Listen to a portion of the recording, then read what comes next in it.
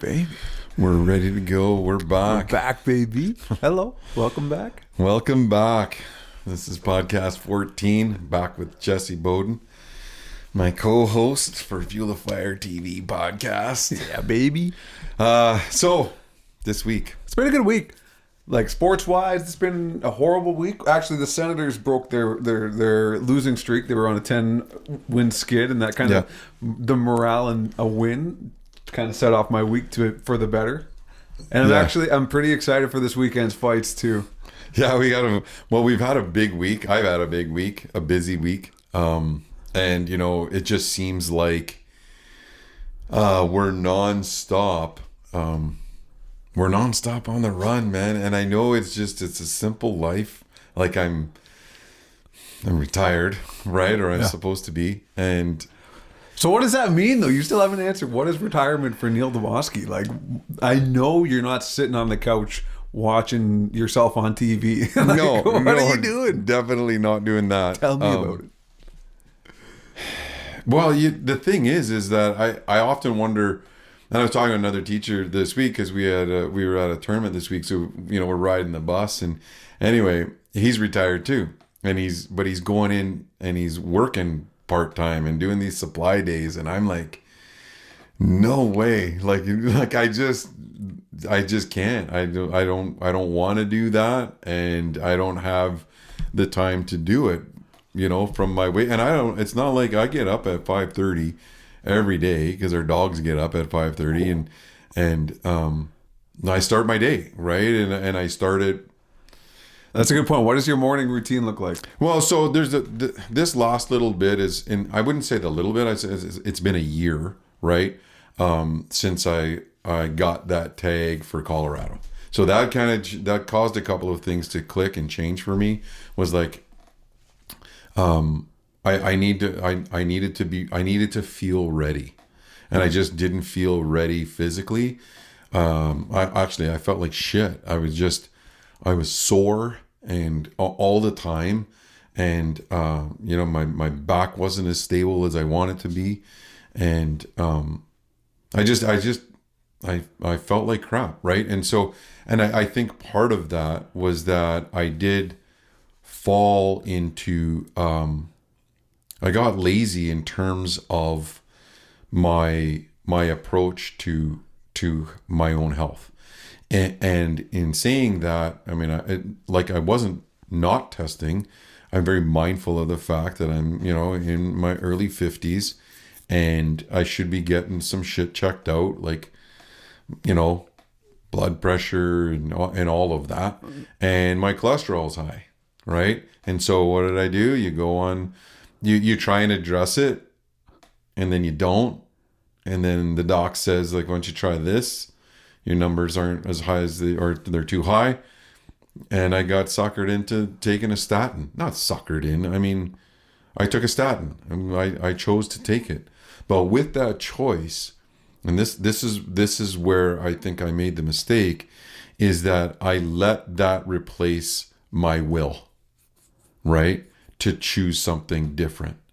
And so if I was taking a statin, that allowed me to keep choosing junk food, right? So it was like a crutch. It became like a crutch. It was almost. a crutch, and it was something that I'm like, that's doing the work for me. So, we have a medical plan here in Canada, and so you don't have to pay for that. So it's no skin off your back, right? It's not costing you anything. It's actually giving you a little bit of false hope in terms of, like, this is gonna do the work for you. And even when I looked into it, I'm not gonna say research, because like that, having science degrees like we do, people throw that research word around just too frivolously, right? And people don't understand what research is, and they say, well, I researched it. And that's not research. Looking something up, or even not even looking it up, but asking Google and picking the top hit, is not research. You're bullshitting yourself, and don't try and bullshit me. But I fell for my own bullshit, and I looked up some of that stuff, and And I'm like, you know what? This will work, right? Like this will work, and I can replace it, right? I can use it and replace my bad choice, right? By taking this. And it didn't work, Yeah. right? My numbers didn't get any better, and I didn't get any fitter. And I actually I had some side effects that I really think were that, right? Were the result of taking a statin, because there is a lot of writing about it that's like the side effects are can be significant. And mine, I think, were just, I was freaking sore, like sore as hell all the time, which, you know, allows you to be less active. It just takes you down that ill road, right?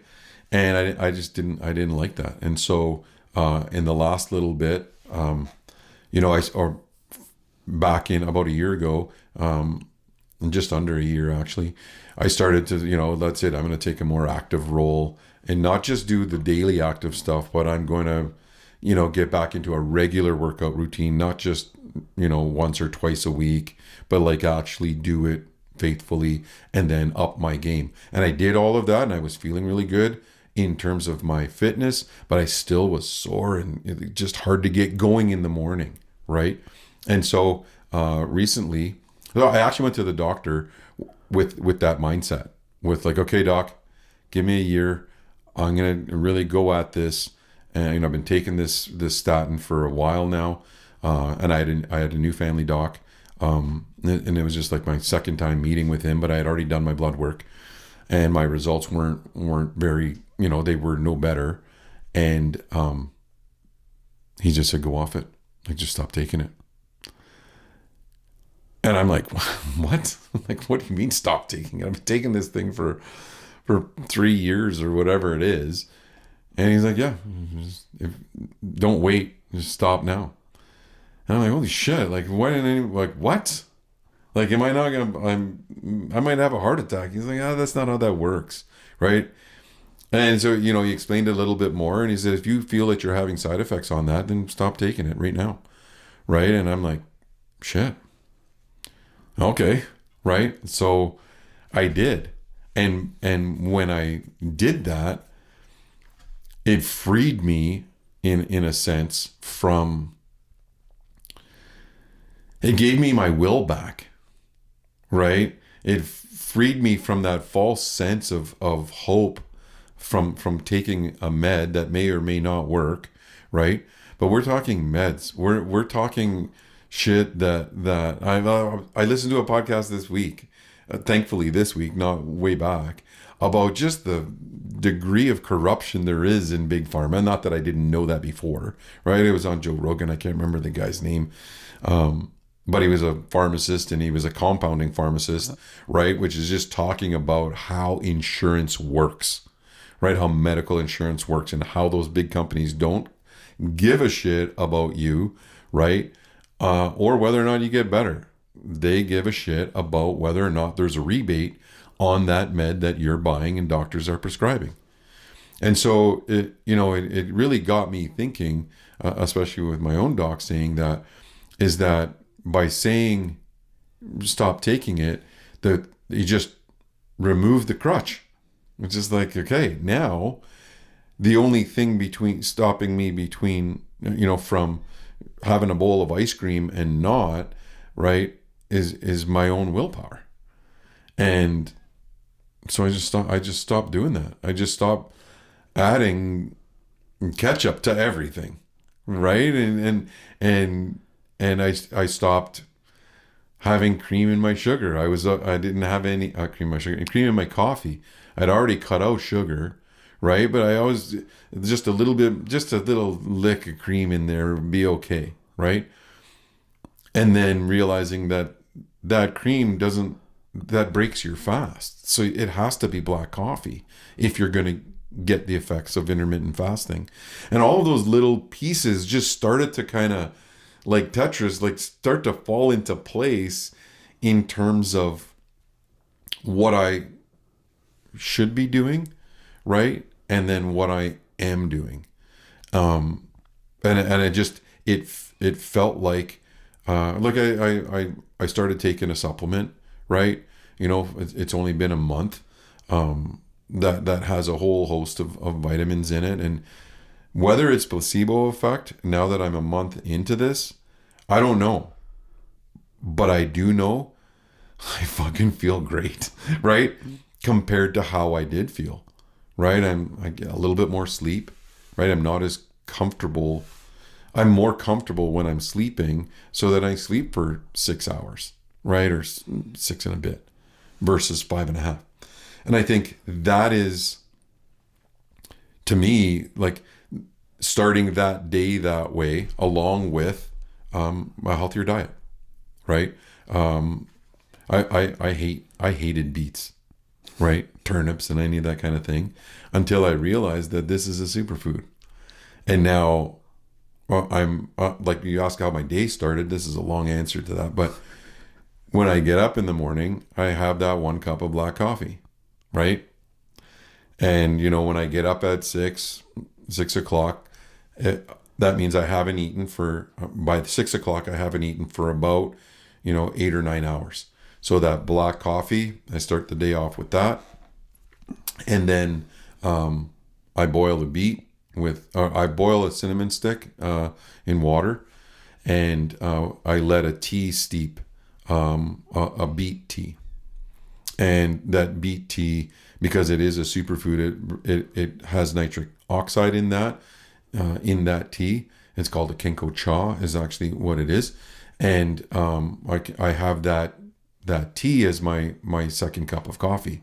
So not only did I cut out sugar and cream in my coffee, but it allows me to have the effect of what coffee does, which is, boost your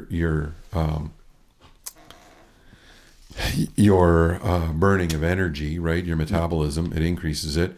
And then that Kenko cha, through a tea and through the cinnamon, allows that nitric oxide to go into your blood vessels and dilate them. It's a vasodilator, right? So then that, you can actually watch that. You can watch your numbers, and I watched mine, and I still don't know if placebo, placebo is real, right? But watching that happen, and watching my blood pressure drop as a trend, right, by 7 to 8 points, without adding any kind of medical change, is, to me, is significant, right? Because I start to feel better.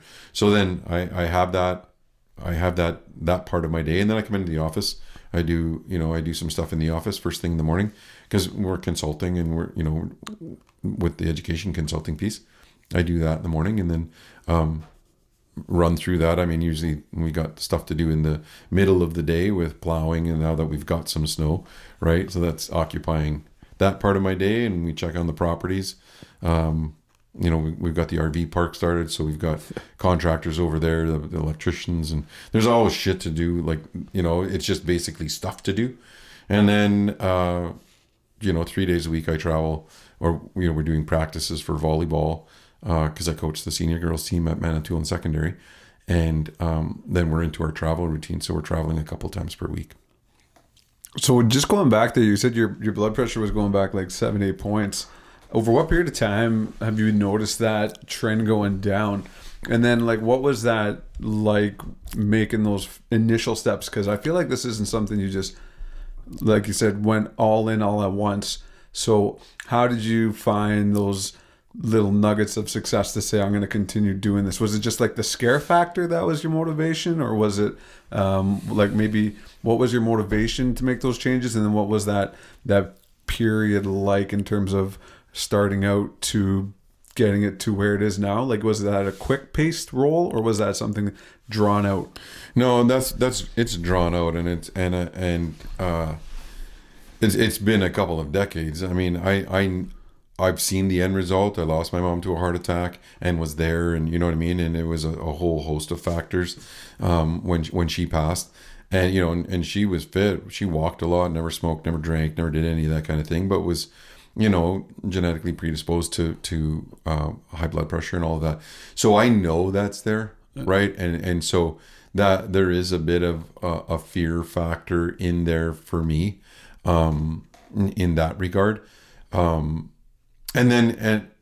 from, the step by step component to it of making those small changes, I think it's important to really figure out sustainability and what pace you can sustain over the long haul, because you have to understand that your body, as you age, and like racing motocross when we were younger, and we were like, we didn't, crack some bones in my neck, or you broke your hand, or whatever, you're getting concussed all the time. At least I was, because I sucked at it. But you're hitting these big jumps and you're doing all that stuff, and you think you're unbeatable, like in terms of unbreakable, right?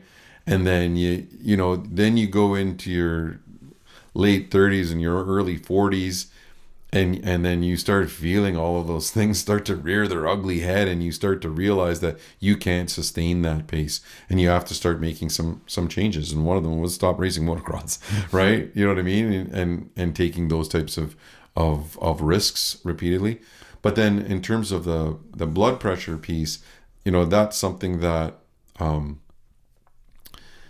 again, you get in terms of Western medicine, you really get suckered into by only having one opinion, right? And I don't think we do this enough, even here in Ontario, because it is frowned upon, from medical professionals, that if you were to go and see a naturopath, right, or like even something as a naturopath, like Western medicine they frown upon it, like, and if they tell you they don't, they're bullshitting you, because they do, right? And they're trained to think a certain way, which is to treat it this way.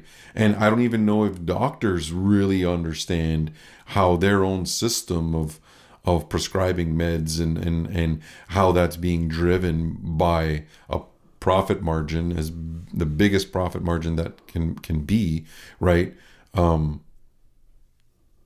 How much it's a monopoly on that system, right? And so we go to someone who is a GP, who we think is an expert, and compared to us they are, but really, they could have zero training in what your ailment is, right? And it's because they're a doctor that you take their word as gospel, right? And you're like, hey, well, I'll take this pill if that's what you say, doc. Because I did it again when the other doctor said, don't take it. I'm like, okay, I won't take it, right? But I knew enough that by not taking it, then there are some other things that come with that choice, right? And it seemed to free me up from that. And I think one of the my dad got a diagnosis, and when we went in there, they were talking about a cure, and I was just like, man, okay, I don't know. I don't know if this is the way we should be going, right? And it was like we didn't have a choice for when we were talking to that person. Like there was only one option, and we didn't talk about any of the other options, right? And I think we need to do that. I think we need to talk about those options and be exposed to them, and then find those little things that work for us, right? And include them into our routine at a sustainable pace. So what are your opinions on like traditional healing then? Like when it comes to, for example, I know growing up, I remember hearing stories of people, and firsthand stories too at that, of somebody who had been diagnosed with cancer, and it was almost like a death sentence. But instead of going to Western medicine, they went to traditional knowledge keeper to seek some sort of answer. And I remember one story in particular. It was this lady that had mentioned she went on a 4 or 5 day fast, and you know, drank this one tea the whole time, and there was some sort of vibrational. Again, I'm remembering something from almost 15 years ago, but more or less, she had gone backwards in the cancer progression after a period of time of working with this traditional healer who has no Western medicine background. But she did go in for tests to the Western doctors after a period of time to do those follow-ups in the check-ins because she wasn't doing chemo. And just to see a reduction in tumor size and having that cancer kind of almost seemingly heal without a true answer, kind of stumping the doctors at the time. I don't know, again, how you feel that kind of medicine, how much merit it has, or what your experience is like within that world. So one of the things that I do know for certain is that, you know, food is our medicine and medicine is our food. And if we start approaching, you know, our lifestyle from that perspective, we're going to see an increase in our health, right? Yeah. And that is I think that's a universal truth. So to start from, right? And because all of those Western drugs are you know, not all, but like I think a big percentage of them are derivatives of you know, whether it's some plant, they come from a plant or a root or a tuber or whatever, right? That there is an inherent knowledge of many of elders in our community, or maybe it is learned, I guess, and handed down, right? Of what those medicines are and how they can heal, and how they can work in concert with each other to become superfoods, right? And I think, you know, when I explain it to you with a science degree about nitric oxide being a vasodilator, right? And you're like, oh yeah, that makes sense. And then so it expands your blood vessels and then increases your blood flow, and hence your blood pressure would decrease. That makes sense, right? Or a potassium ion pump, or you know, a sodium pump, or if we say that we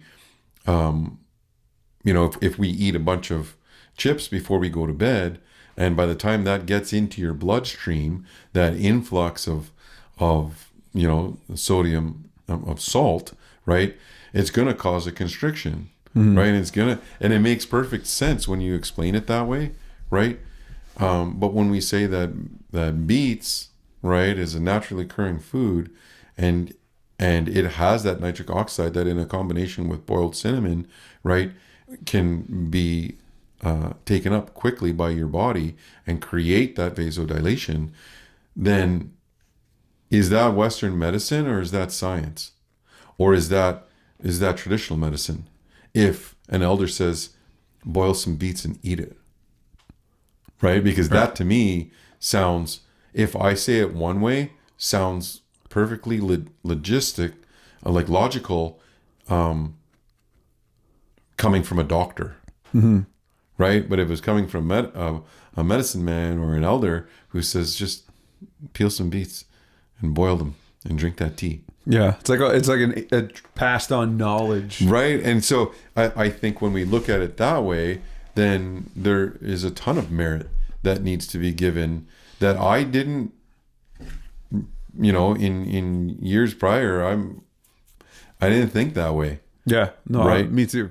But now that it's applying to me, and now that I see my dad, you know, battling his illness, that route, and seeing the results, and seeing, you know, an improved quality of life, it has really shaken my whole belief system in that Western approach and Western only, right? And again, what's sustainable and for what time frame? I think everything needs to be, you know, using that as part of your filter and decision-making process in terms of, you know, what approach to use. But I know that the traditional approach is non-invasive, that really talks about and really brings into play those four quadrants of self, the emotional, the spiritual,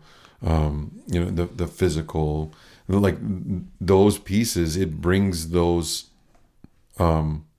into light more in a more emphasized way, right, to me. And so I think then when we start adding things like heartberries, or we start looking at blackberries, and we look at colon cleanses, and we look at all of those natural sources of fiber, because part of that beet remedy, that Kenko Cha tea, you start every week out by doing basically a cleanse where you eat raw beets in a shake format every morning, and it does clean you out, right? And you can see the effects, and visually, and but you can also feel that effect, right?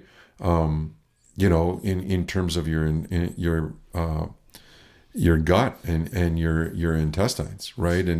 And I think that all has a big say in your overall health, right? I know lots of people that and I don't mean to be gross, but they don't they don't have a bowel movement for 2 days, right? And so, but they're consuming calories and they're consuming stuff, and where does that go? And it's something that's going on in their stomach and in their intestine and their digestive tract that needs to be addressed. And I think you can address it in more ways than one, and one of those ways being a traditional approach, which gets back to food, right? And how you consume that. So I think it's taking a look at that and really applying. So I read a book, and you may or may not have read it. Anyone I talk to, when people ask, like, how do you sustain your pace, right? Like, how do you do what you do and do the TV show and have a family and run a business and be an educator and where do you find the time to do all of that? Yeah, that's a good question, because like between you and your brother, you guys are the two busiest people I know in terms of just like always having something to do. And even when you're not doing anything, you're doing something. So I mean, that's a good point. Like, what is that secret, or like what? I don't think it's a secret. I think it is a bit of, I mean, I think it is, if there are personality types, and you hear it all the time, and you're kind of overachiever, and you're high strung a little bit, which is not good for blood pressure and stuff like that. But I think also I read a book when I first started my administrative career, and this was a couple of decades ago, as I was doing my qualifications and doing a master's degree, and it was Steven Covey's book, right? The 7 Habits of Highly Effective People. And to me, it rang so true. Like I just devoured this book because I'm like, makes perfect sense. Even so much as the 4 quadrants of self, like how we in Ojibwe culture believe, those 4 quadrants, that they did that too, right? And that's a cornerstone of that book of being centered, right? And looking at those quadrants, that if you're overburdened mentally, your physical side tries to compensate for that, and it could result in it needs to steal some energy over that way, and then you become more susceptible to colds and flus, and like all of those pieces. So that whole medicine wheel kind of balance was a cornerstone of that book. But those 7 habits, and really now there's 8 of them, and Stephen Covey actually has since passed, but they did add another habit to that, which I think again really gravitated to me because I was a teacher, and it really talks about just finding your voice, right? And helping others find theirs. So like that gives you a sense of purpose, right? So it causes you to be introspective and really take a look at who you are and who you want to be, right? And finding happiness in doing what you love. And so and that's a big premise of that eighth habit, is really why people coach, why people teach, right? Why people volunteer. They know what they love to do, and they want if you teach from that perspective, like I have a love of the outdoors. So, and that comes across, and I have a love of all things living, right? Which is why we, and you and I are similar in that way, because we both have biology degrees, right? Is that, I have such an affinity that I see everything through that lens, right? My relationship with food, my relationship with my environment, my relationship with people, right? And my family is through that lens. That's my voice. And so if I can convey all of the things that I want to impart and have influence, if I do it through that type of passion that I have for the outdoors, then people will be inspired by that to find what makes them tick, right? And everybody can do that. I really do think that everybody can and should do that. And when I coach, so I coach the senior girls at MSS, and we're having a kick-ass season, right? Like they're just dominating, which is awesome to see. My Aspen's on that team, and I've coached these girls for a while, and a bunch of them are going away to college and university, and they're trying to decide their whole frickin' life right now, right? Oh man, that's such a terrifying age. Like they're 16, 17, 18, 15. like they're at that age where they're just like, okay, I gotta decide now. And it's so far from the truth. And that's a huge pothole for education right now. Yeah. Right? Is telling kids that they have to figure it out now, right? And they don't. I haven't even figured it out yet, right? Of what I want to do, and what, you know what I mean? Like forever, right? And it's I think it's important for them to, one, live in the moment and be mindful of what's going on, and really take it all in, right? We were at the right before the championship game this weekend, because we had an invitational tournament, and you have these 7 phenomenal athletes and brilliant students, right? They're looking to you for guidance and words of wisdom, and I'm like, listen, like, this is it. You're going to look. You're not going to remember what mark you got in English. Well, maybe a couple of them will, but when you look back on this window, right, of high school, you're going to remember today, right? So before you step on that court, before you step into your element, right, you have to make a decision. And we do this thing. We have this chant in terms of what it means to be in your element, because that's when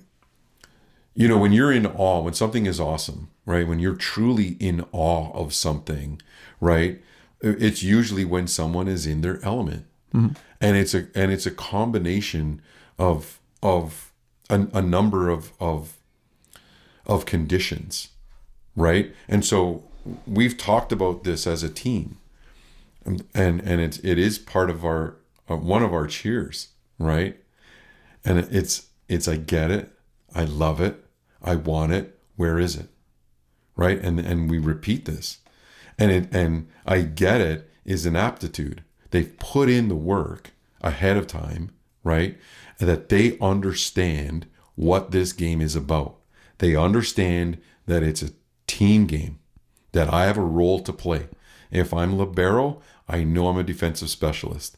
If I'm a middle, I know I'm blocking 80% of the time. If I'm a power, if I'm a right side, if I'm the setter, right? They understand it. I get it, right? And that's an aptitude piece. There's also this notion of passion, right? That you have to bring to that for you to be in your element, which is when other people are going to be in awe. They have to see you love this, right? Which is a communication piece with your teammates, and a coming together when it works well, and a coming together when it doesn't, so that you can dust it off, right? So that I get it, I love it, I want it, right? Is this notion of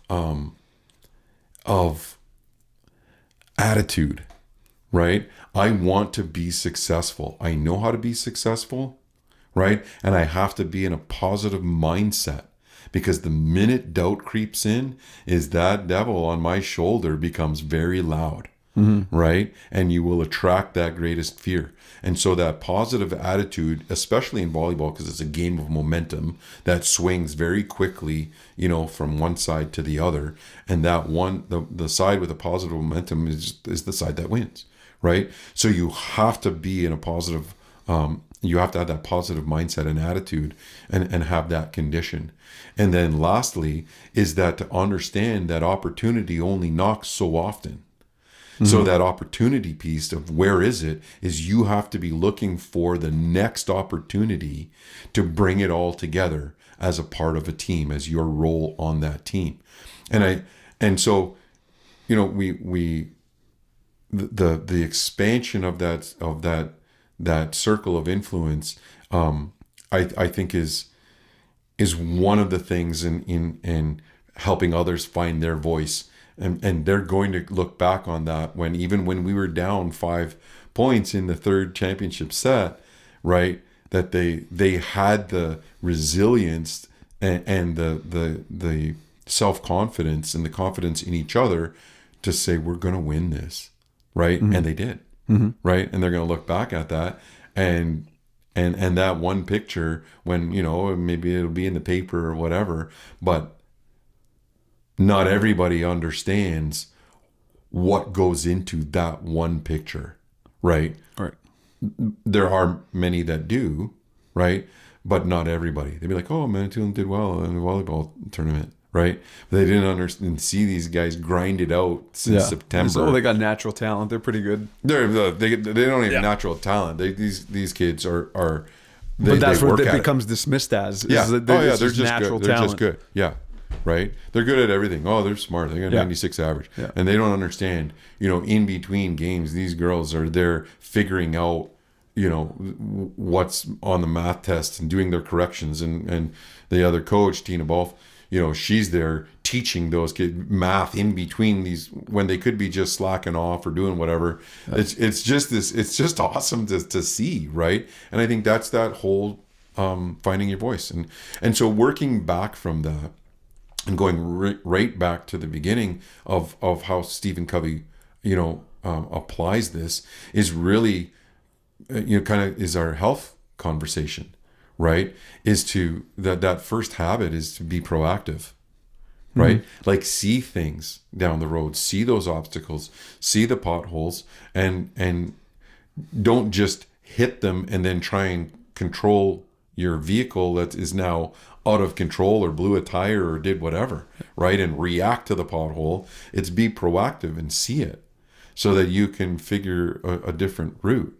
So I think being proactive, is something that versus reactive is beneficial not only in health, but it's super beneficial in relationships, right? In terms of healthy relationships with your significant other. Diane and I have been married for over 20 years, and believe it or not, I mean, I can't think of a fight. Like I'm trying to think hard of a fight. Like they say married people need to fight and have, whatever. And I'm just like, maybe she's just really tolerant. I don't know. But, it's just this notion of being proactive, right? And being able to see, obstacles, before you get there and figure an alternative route. But when you don't, and you become reactive in relationships, it's going to get you into trouble, Like it just does, right? It gets you trouble with road rage. It gets you trouble with, with your friends. It gets you trouble at the bar. It gets you in trouble. So what's an example of a reactive relationship scenario and a proactive relationship scenario, like of the opposite effect? Well, if I know that one of my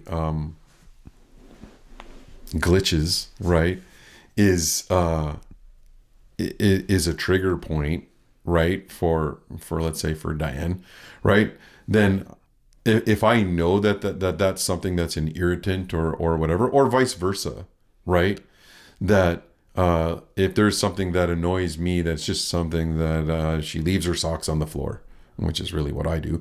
But let's say she does that, and it drives me nuts, right? And I react to that, and I use vocabulary like "you always" or "you never," right? Using those in inciting words, right?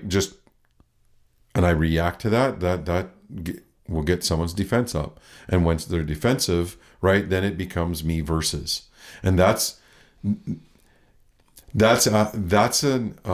interpersonal. When you look at how Stephen Covey divides these pieces up, right, in all of these habits, there's intra habits, the first three, and then the 4, 5, and 6 are inter.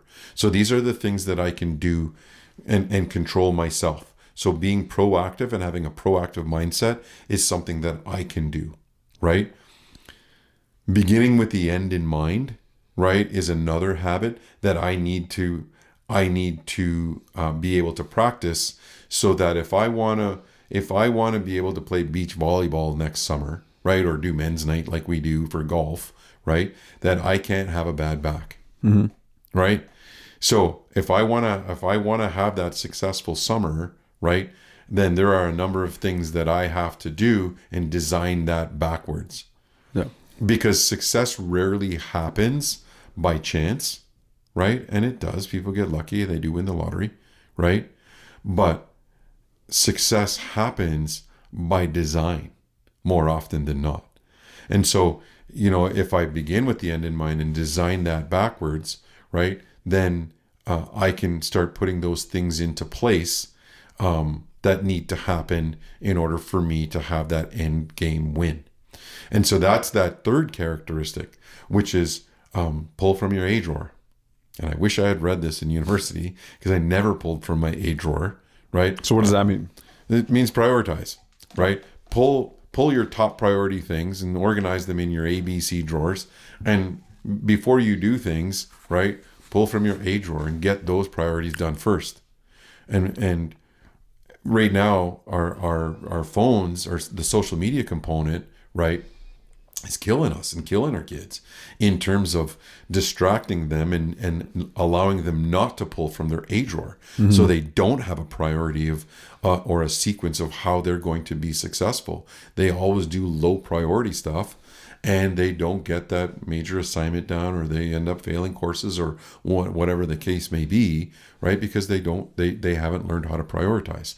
And those are the things that if I pull from my A drawer first and do those big priority items, B and C start taking care of itself, right? I'll have some time to do that, because I won't be so preoccupied and anxious about not getting my top priorities done.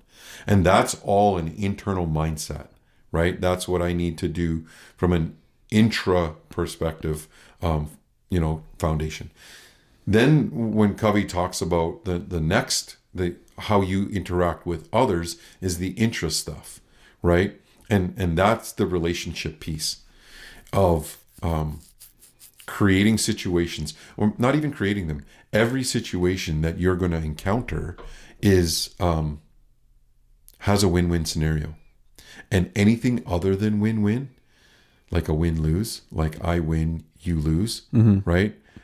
I'm smart, you're dumb. Right, you're creating resentment. It's a lose-lose scenario, Yeah. right? The relationship is done. And when you're in an argument with your partner and you need to prove them wrong, right? That's a win-lose. Yeah. And that relationship takes a hit. Kids, right? If you create this win-lose, and lots of times we do it because we don't have any other way to solve the problem. Why? When kids ask that, well, because I'm your dad, right? I'm right, you're wrong, right? And that in the classroom, it's the worst, right? Because it is completely authority and like a Student superior teacher and dynamic and an inferior, right? And teachers blow it all the time by needing to be right, and because there's an art in creating win-win scenarios, and it's the art of compromise. Yeah. Right. And if you become good at compromise, right, in those scenarios, you create win-win situations, and you both walk away feeling like you were heard, right? Feeling like, yeah, I made a concession, but you know what? I'll take that. And I'll take that over hating that person for the rest of my life, or for the next 10 minutes or whatever, right? Over not. And so, that's important as well. So I think that's a relationship builder when you look at things from a win-win scenario. And then, when I talked about being in an argument with your significant other, or your parents, or your colleagues, it's when you're in those discussion rooms, or you're having those conversations, it's really try and listen, right? Seek first to understand before you're understood, right? Be the last person to talk in a room, right? Listen to listen, not just wait to speak, because lots of people don't say anything and they're just waiting. They're not listening. They're just waiting to talk. Yeah. But when you seek to understand someone's perspective, right? It starts to change you a little bit. It softens you, right? And it makes concessions easier, right? Because you're coming from a different understanding. Again, and I'm going to make an education, analogy here, is that when we don't understand, when we think kids are lazy, it's the biggest mistake that we make as teachers. They're just lazy, right? Well, that kid's not, they just don't try. And we don't take the time to talk to kids and understand where they're coming from, or understand how deep rooted some of their trauma is, right? And what they've seen in terms of, we know that from a First Nation perspective, living on reserve, we've been, to more funerals and than anyone. Right? We know everybody, and lots of those people are our close relatives, and we know overdose, and we know suicide, and we know tragedy, and we know that, right? And if you're a teacher and you have a First Nation student in your classroom and you haven't taken any thought or given any thought into where they've come from, or any kid for that example, but I'm using a very vulnerable population, like a First Nation population, into account, right? And understand what they might have seen yesterday because it was Sunday, right? Mm-hmm.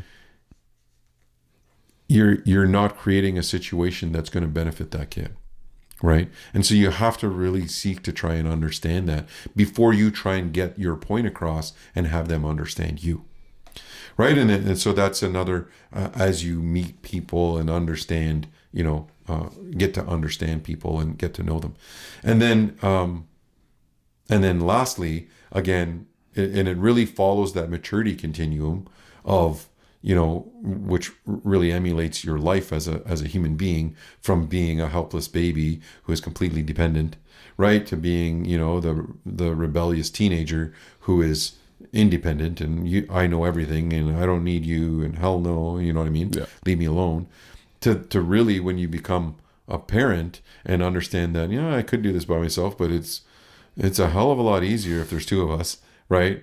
And the interdependency, right, of companies, of communities, of First Nations, right? That interdependency is really synergize. And that's that sixth characteristic where you're saying to people, take a look around, see who's good at what, see what role they can play to the ultimate end goal, because you've already designed it that way because you started with the end in mind, right? And if you did have differences, that's fine. Create a win-win scenario from that by making a concession. Hear what they have to say, right? See any of those obstacles ahead of time, right? Be mindful of your surroundings and the personalities that you have to deal with, and put your plan into action. And then lastly, and this is the big one, and I think when you're talking about my brother, Derek, and I, and how we do things, it's like, you have to take time to sharpen that saw. You have to take time, right, to go and do the things that fuel you. And that's actually where the title of the show came from in terms of fueling your fire, which is the outdoors for me, right? Is take the time to, if you're going to cut a whole bunch of logs, stop halfway through and sharpen that saw, right? And the analogy is do the things that you love to do and make time to do it. Whether it's working out, whether it's, going for walks, or, cross-country skiing, or whatever the case, playing with your dog, whatever that fuels you, you have to do that. And when you put all of those things together, then it becomes very easy. You've already defined what your voice is, right? You found it, you're acting on it. And by doing that, everyone you encounter can get closer to finding theirs. And everything that I've done, if there's ever one book I tell people to read, and I say it all the time to new teachers, right, is I tell them, and to people that are just looking to help themselves, it's an easy read, and they can put those pieces to play in their own lives quite easily.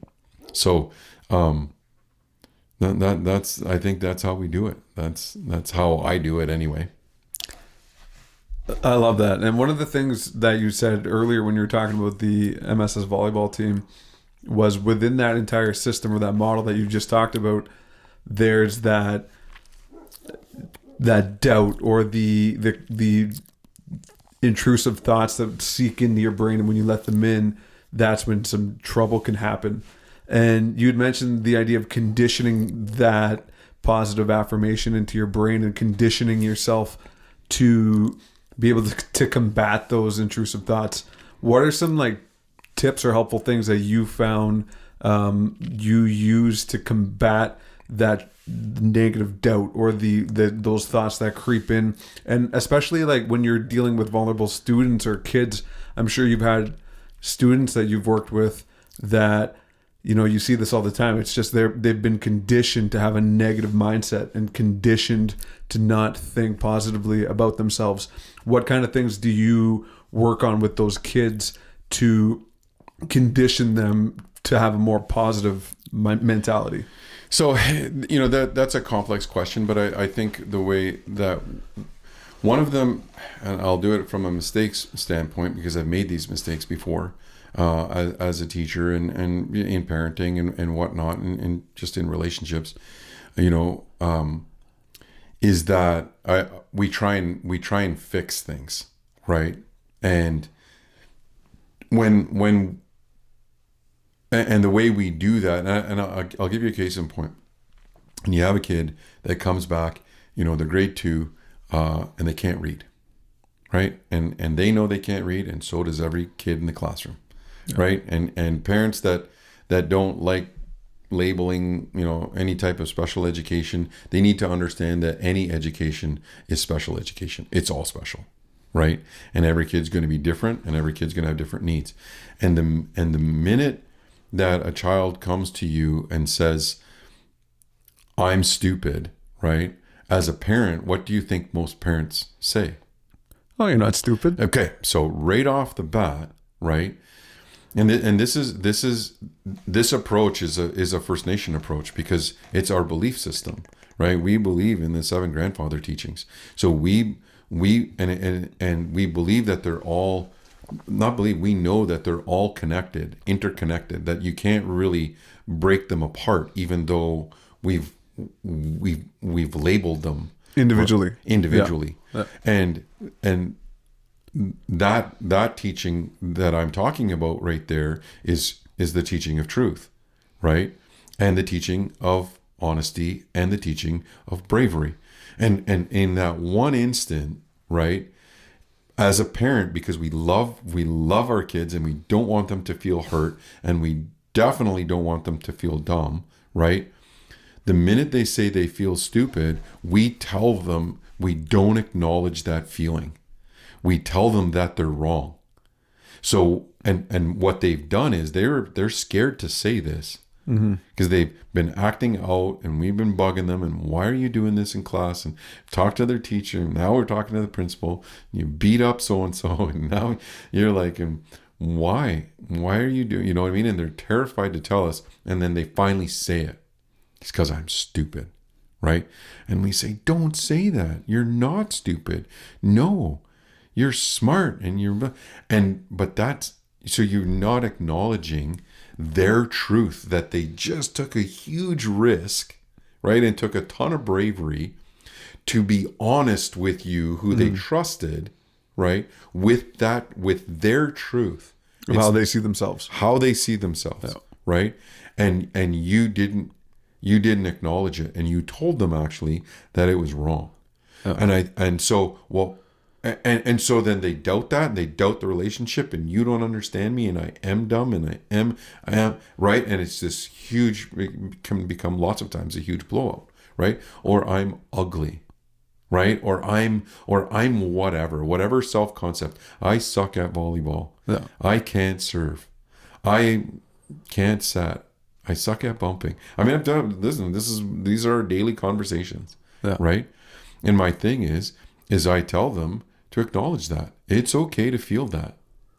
It's 100% okay to feel that way, right? But this game, right, is a long game. So this gets right back to sustainability, and this gets right back into pace, and this gets right back into all of those habits of like, it's okay to feel that right now. It's not okay to feel that forever though. Yeah. And we're going to change it. And this is how, right? And so that's how we approach all of that, right? Yeah. So we acknowledge that feeling, right? Or that, and it might be false, and it might be just an esteem thing. But the one thing that I don't do is not acknowledge it, right? And try and disagree with it. You validate it, right? Yeah. I validate that. And then we say, okay, so how are we going to change that? Well, instead of setting overhand, maybe I should say, okay, well, all right, let's do that. And in serving, this is what we're going to do. And we're going to work, and we're going to break all these things down into form in practice, right? That was one of the things that we did when the kids were small, and they liked singing and they wanted to sing in front of people. We never put them up, and I play guitar, and we'd be singing at these fairs and whatnot. And they're 5 and 6 years old, right? Belting it out. We never did that when they weren't prepared to do it, right? We never put them in at a disadvantage, right? In a high pressure situation where it really could turn them off. We wanted to do all of that work ahead of time in order for them to, get the end result. But that takes forecasting. That takes those habits of beginning with the end in mind and being proactive and all of those pieces. And I have that same approach with coaching, right? Is that if you want to change that, right? And it's okay to feel that, but not for long. Now, in game situations, in some of our players, like we make eye contact. This is the coaching piece, right? That we have a breathing routine that we go through, that you have 8 seconds to feel that way. That's all you get. And it's okay. But if you make a mistake, right, and you're feeling like you suck, you've got 8 seconds to get it. And the reason I choose it, because that's how long they get to serve, right? So it's like I breathe in, they do a square breath, right? And it's okay to feel that way for now, right? But I got to let this go, because I won't be able to do my role, on the next play. And it's not about the last play, it's the next play. Again, stepping into their element. I understand this game. I love this game, right? I want to be successful, right? So I have to have a positive attitude, right? Yeah. I want it. I want that opportunity to prove myself. Now, where is it? Serve it to me again, right? When I have a kid, who messes up a big hit, right? And I sometimes I yell on when I'm coaching, right? And I'm like, you're hitting it again, and don't you let off, right? You're not letting off on that next hit. Yeah, you hit it into the net. I want it harder the next hit. Like you know what I mean? Because you let that creep in, because I know they've done it. I know they've done all the work. Yeah, and then you get scared and you flub it even worse. You flub it even worse, right? Because you've lost your confidence. You don't want to acknowledge the mistake you just made. Yeah, exactly. Yeah. Right? So it's those types of they're little pieces in terms of coaching, but it's such a transferable skill to everything else, right? That, it will pass. Give it 8 seconds. Right? It's okay, feel that way, but not for long. Yeah. Right? And we want to change it in the long game, and if it is a form thing, and we'll work on that. Right? But we work on that at practice where you can make mistakes. And that's a big, another I'm punching holes in the education system right now, but I mean, so be it, right? Is that school is not about making mistakes anymore. It's not safe enough. Right? And it should be the place where you make mistakes. It's the only way you're going to learn. Like, I mean, if you've ever learned something, right, about yourself or about whatever, it's through a mistake. Right? And yeah, there's some ones you get it by fluke, right? And you're just like, oh, geez, that worked. But 9 times out of 10, it's because I made a huge mistake. I'm not going to do that again. And it has to, but if we can do that in a practice where it's safe, then we do it there. So I think when we look at and seeking first to understand, and this was a big one because 2 weeks ago I listened to the Sean Strickland podcast, and I with Theo Vaughn. Sean Strickland's got such a big mouth, and he's so cocky and he's so crazy and whatever, and the attitude, and he's just a maniac. But then you saw that vulnerability piece. And I understand, and you just got a tiny glimpse into what he went through as a kid, right? It was just, holy shit! Like, it is not surprising. It's surprising that he's there and not somewhere else, like in big time jail and whatever, right? And the way he still talks about that moment in reflection, like when he got in a fight with him in the crowd at the last UFC, how he reflects on that. It's not like he's reflecting on it in remorse or regret, because it's almost like he's reflecting on it in like, that's just me. I just snap. Yeah. And I acknowledge I snap, and I try to not put myself in situations as often as I can, because I know I have that level. Yeah. And that's just the way it is. That's why he doesn't drink. I would have bit his ear off. Yeah. I tried to bite his ear off. Yeah. Can you imagine him if he did have if he was uninhibited in any way? Because it must take everything drinking, to keep him, keep that rage under wraps. It's literally the Hulk. Yeah.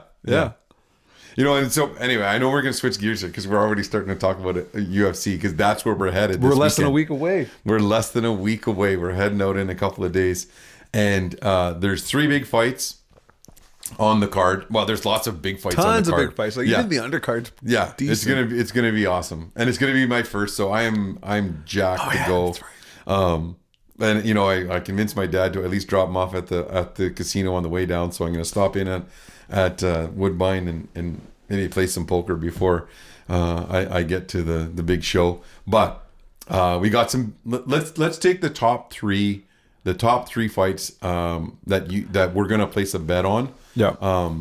What are your picks? So the third fight in that main card is going to be Neil Magny, so a longtime UFC veteran in the welterweight division, an absolute stud.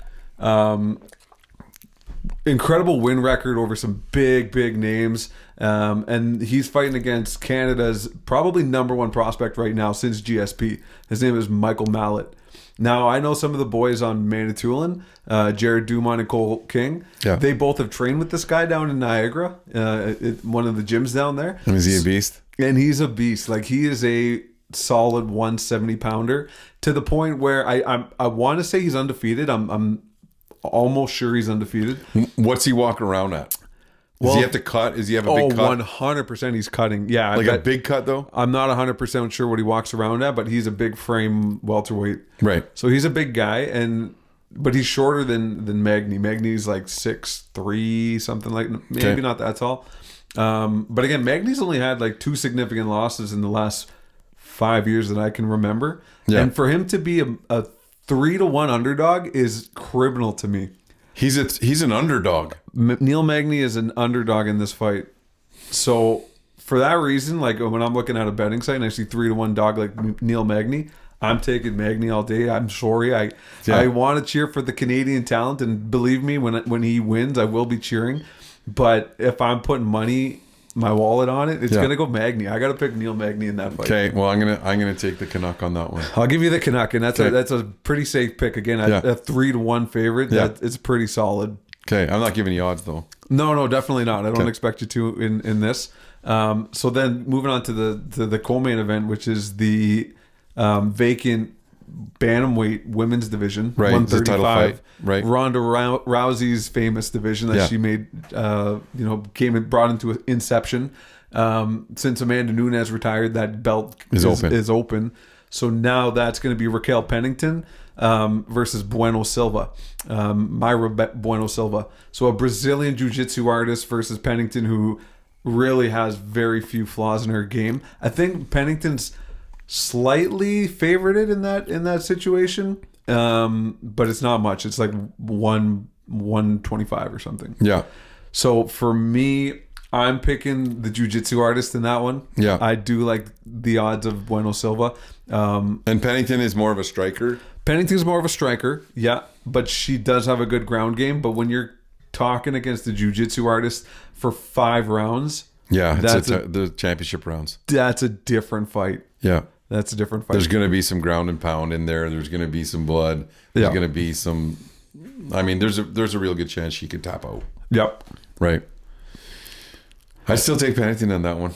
Yeah. I'd take a striker. Yeah. I mean, she might get it done early. And she's a favorite. I mean, I don't blame you. I'm taking 2 underdogs right off the bat. And I don't think my trend's going to differ. I think I'm going to take the underdog in the main event too.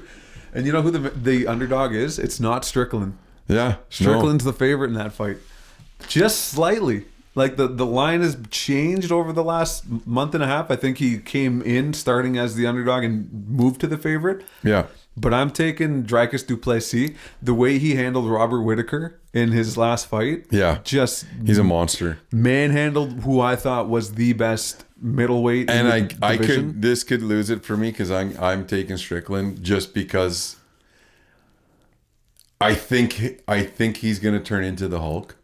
I just hope that the rage, it's not blind rage. And that's what I was wondering too. Like, is that rage controllable in the ring? Like if at the press conference or even in the ring for that matter, du Plessis starts poking that bear and saying those trigger words. And well, he even said in an interview, I watched it, and he said if he says that in the thing, I'm gonna kill him. Like I'm going at him. Yeah, like fight's gonna be canceled. Yeah. Yeah. So I'm like, dude, we're paying lots of money for these tickets. Yeah, I know. We have money on the game here.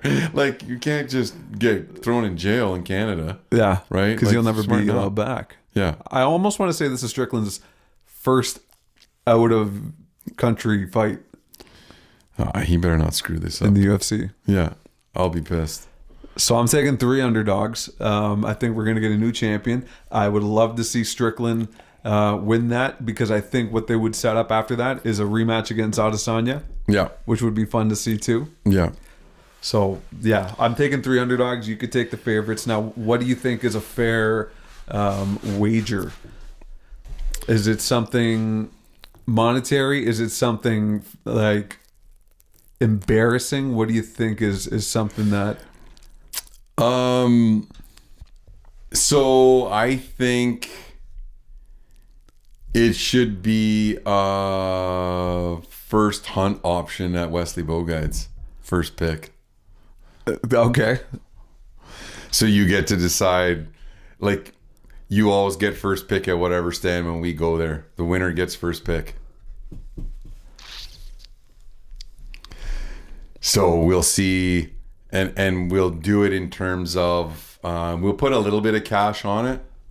So I think if we do $20 a fight, right? And so if it becomes a $60, whoever is on top at the end of that, because one of us will be, yeah, right? then that person gets first pick of the stand every night for that week that we're there. Okay. Plus the purse, Okay. right? So it'll always be you'll always be second pick for like 5 hunts, Yep. right? And we have all the intel that we need in terms of what bear is where. So the bigger bear is going to get shot. Okay. All right. I like that. Yeah. And you might have Meat $60 in the in freezer. your pocket. Yeah. Get a full freezer of bear meat. Yeah. I'm still chowing away at those pepperettes that we've got. yeah, from they're the good. last one. Holy smokes. Yeah. No, they're awesome. I always make a charcuterie board. I'm big into charcuterie boards, and that's what we're doing with all that bear meat and that sausage. Except next year we're doing spicy, like 100%. Yeah. I'm not getting mild. 100%. Right? Oh, I totally agree. Yeah, for sure. Because it's just there is a notable difference in how much I like it versus what I liked before. Yeah. Right. So I'm not gonna stray too far from that for that, because it's so much. I mean, there's a lot of packages of that in there. I know. Yeah. Now, I know we didn't get to talk about a whole whack of things that we had in our lineup, but that's okay. One of the things that is a big one is the weather, because next week we're going to have Luc Wasigijikon from Was Tours, a friend of the show. He's been on as a pro staff a number of times. He runs an outfitting business, fishing business, and he's also the head of Wiki Tourism, and they're planning, or they have planned, and it's in the works now, a big derby, the Return of the Ice Showdown, which will happen in February. And it's the biggest one yet. Yeah, it's $50,000 worth of prizes. So we need some ice. But we're going to talk to Luke. We have a lot of snow right now. The temperatures are dropping, and hopefully the ice will be in condition to have a bunch of people out there searching for, big fish, trout, lake trout, rainbow trout. And then there's a big fish. I think they might actually be adding ling to this derby. I talked to him yesterday as a secret fish, because Lake Manitou does have a whole lot of ling in it. So, and there's some big ones in there, like 12, 13 pounders. Which is a completely different way of targeting fish, right? Yeah, you're on the bottom. Yeah. But yeah, that's going to be good. So we're going to talk to Luke about that, and hopefully we'll have a new ice report for that. We're also going to be talking in the next little bit to Alan Corbier. He's back from Harvard. He's a professor down there, a local boy doing real well for himself. Harvard professor. He's a Harvard boy. It's hard for me to understand this, knowing Al so well and growing up with him and getting into all of the trouble that we got. Do we have into. to bow when we see him? Yeah, well, we'll all rise. Hold that. When he walks in the room. But that's always, he's a good friend and a wicked smart dude. So that's going to be fun. But yeah, we've got a busy week ahead. I got a tournament tomorrow for volleyball, so we're on the road again at 6:00 tomorrow morning. But it's all good. I love doing that kind of thing, and it fuels me for sure. It's going to be fast. It's going to be a fast few days, man. It's a fast week. Yeah, we just got to try and sustain it and talk about pace. That's it. As always, we're going to be fueling our passion and fueling that fire. 100%. All right, bud. Cheers, man.